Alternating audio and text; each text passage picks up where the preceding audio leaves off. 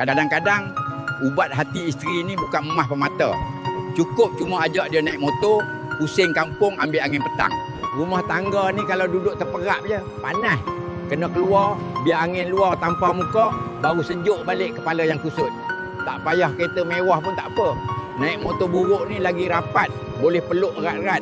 Rasa degup jantung tu yang mahalnya. Bila roda motor ni berpusing, masalah dunia kita tinggal belakang.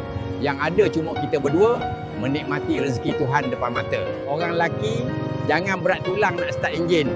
Isteri ni kalau dapat keluar sekejap pun, senyum dia sampai ke malam. Jalan kampung ni berlubang-lubang, macam hidup kita juga. Tapi sebab kita naik berdua, gegar tu tak terasa sangat. Malah jadi kenangan manis. Ambil angin ni terapi.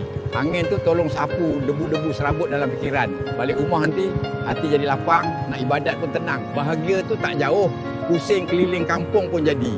Janji perjalanan tu kita tempuh bersama dengan orang yang paling kita sayang. Nak bahagia macam Pak Cik Tan ni, kena bawa lah bini kamu tu jalan-jalan je. Assalamualaikum.